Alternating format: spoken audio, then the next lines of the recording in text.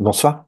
Difficile d'échapper aux Jeux Olympiques de Paris 2024 et pas seulement à la télévision, hein, mais sur les réseaux sociaux aussi.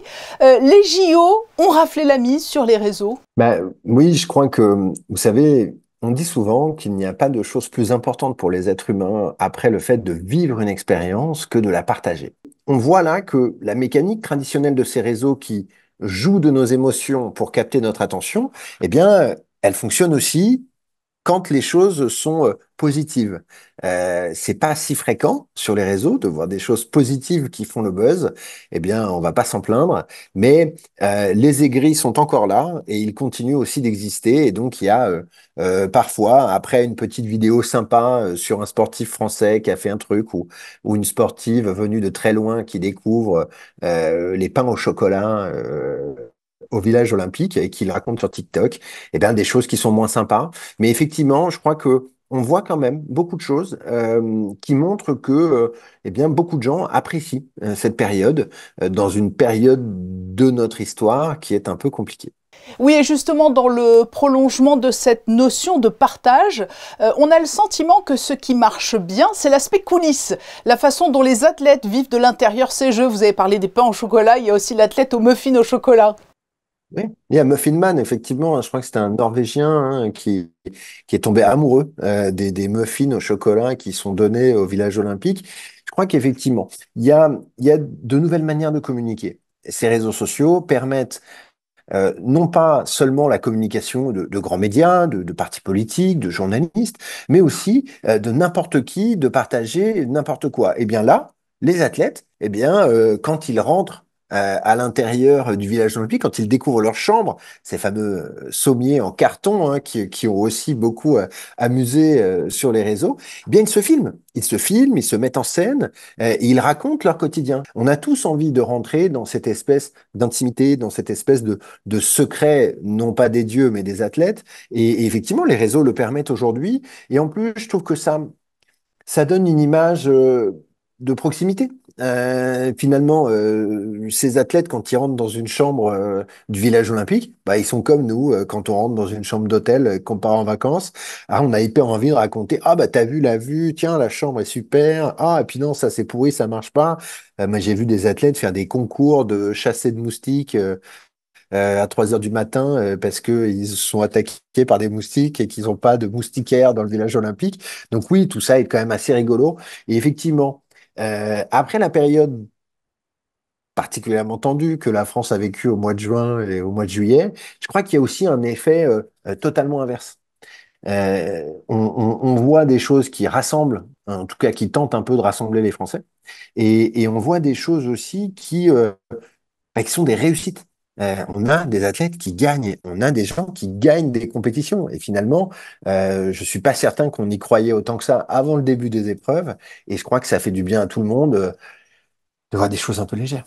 Oui, alors il y a effectivement cette notion de partage, de joie collective, mais les polémiques quand même ont certainement joué aussi dans ce relais sur les réseaux sociaux, puisqu'il y a eu le feuilleton autour de l'eau de la Seine, il y a eu la cérémonie d'ouverture. Tout cela aussi, c'est la clé du succès sur les réseaux.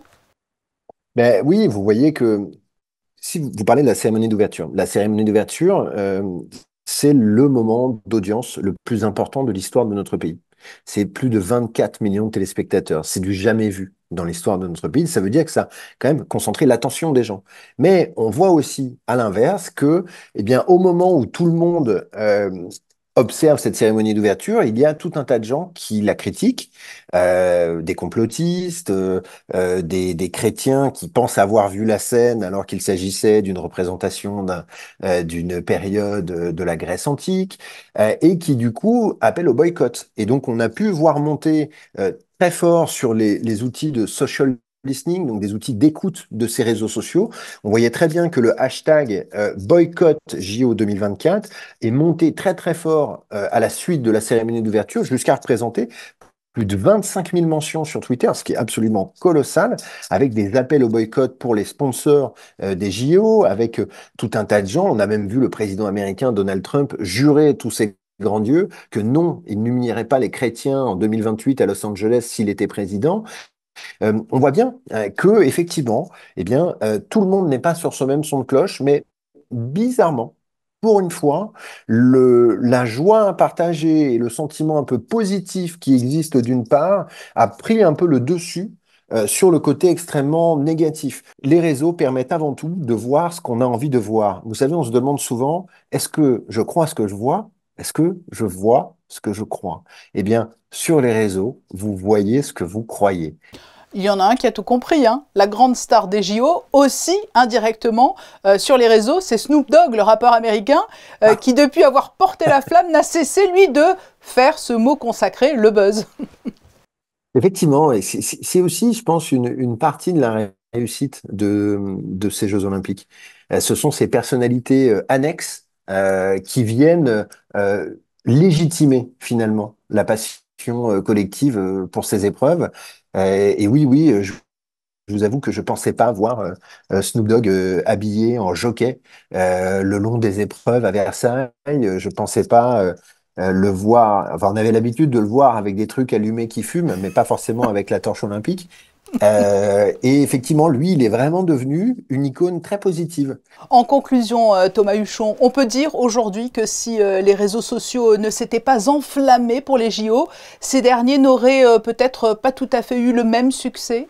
Eh ben, en tout cas, c'est sûr que ce qui est, il y a un phénomène qui va marcher très fort sur le cerveau des êtres humains, ce qu'on appelle la disruption cognitive. C'est le fait que vous avez une idée en tête et la réalité n'y correspond pas.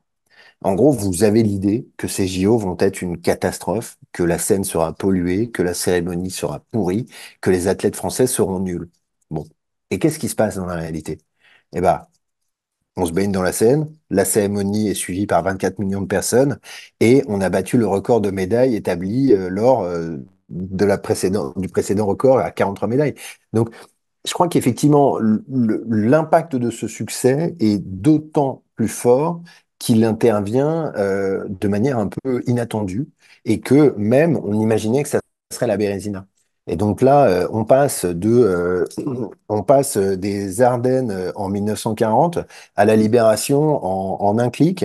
Et oui, on est tous un peu ébahis par ce truc-là. Moi-même, je vais vous cacher que je fais partie de ces 24 millions de personnes qui ont regardé la cérémonie d'ouverture et qui étaient quand même extrêmement touchées par ce qu'on a vu. Et je crois qu'il y a un autre élément qui est très intéressant. Tous les jours ou presque, on a une photo sportive qui est dingue. C'est vrai. On a eu la triathlonienne devant les Cassandre, Invalides. effectivement, Cassandre Voilà, Beaugrand. on a eu ce surfeur brésilien comme ça en train de voler. On a eu cette photo magnifique qui ressemble à un tableau de Monet lors de la De montée en l'épreuve cycliste cycliste, sur la ouais. butte Montmartre. On a presque tous les jours un cliché qui est presque tiré de notre imaginaire tellement il est beau, il est magnifique, il est plus représentant d'une forme d'unité, de quelque chose qui nous rassemble, quoi. Une note très positive. Merci Thomas Huchon Merci à pour vous. cet éclairage sur l'écho qu'ont eu les JO de Paris 2024 sur les réseaux sociaux. À très bientôt. Au revoir.